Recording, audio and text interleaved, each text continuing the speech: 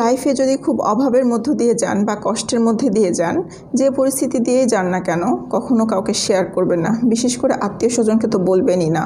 কারণ হচ্ছে এই যে আপনার অভাব বা কষ্ট দেখে যদি তারা জানে, তাহলে আপনাকে ছোট চোখে দেখবে, যেটা আপনার মানতে খুব বেশি কষ্ট হবে। আপনি যদিও খুব ধৈর্যশীল, আমি মানলাম, কিন্তু তারপরেও দেখবেন যে আপনার খুব কষ্ট হচ্ছে বা আপনার এই বিষয়টা মেনে নিতে খুব অন্যরকম লাগবে যে আপনাকে সবাই ছোট চোখে দেখছে।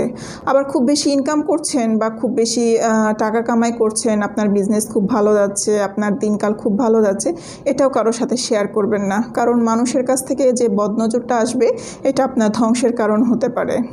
অভাব যেমন কাউকে বলতে নেই, সুখের দিনগুলোর কথাও কাউকে বলতে নেই। আল্লাহ আপনাকে যেটা দিয়েছে সেটা নিয়ে খুশি থাকুন। আপনার 5 টাকা ইনকামের কথা যদি আপনি কাউকে বলেন, কিছু সময় পরে দেখবেন সেই আত্মীয়টাই আপনার কাছে 10 টাকা চেয়ে বসে আছে। এবং আপনি যদি দিতে অপারগতা প্রকাশ করেন, তাহলে সেক্ষেত্রে আপনার সাথে তার সম্পর্কের মধ্যে একটা টানাপোড়েন সৃষ্টি হবে, যেটা আপনার মানতে খুব বেশি কষ্ট হবে। অনেক সময় দেখা যায় কি, আমাদের কিছু জিনিস থাকা সত্ত্বেও আমরা দিতে পারি না বা আমাদের হয়ে ওঠে না দেওয়াটা। এই না দেওয়াটা বা না পাওয়াটাই অনেক মানুষ মানতে চায় না, এবং এই মানুষগুলো একটা সময় আপনার সাথে সম্পর্ক ছিন্ন করবে, যেটা আপনার খারাপ লাগবে।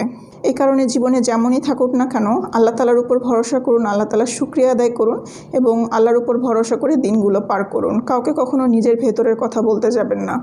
মনে রাখবেন, নিজের ভেতরের কথা যত মানুষকে বলবেন, ততই তার কাছে আপনি আটকিয়ে যাবেন। ওই গণ্ডি থেকে বের হতে আপনার বেশ সময় লাগবে। আত্মীয় স্বজনের সাথে মূলত সম্পর্ক নষ্ট হয় টাকার কারণে। এই কারণে টাকা এই শব্দটা কারোর সামনে উচ্চারণ করবেন না। না কারো টাকার কথা শুনবেন, না নিজের টাকার কথা কাউকে বলবেন। ভালো থাকবেন সবাই।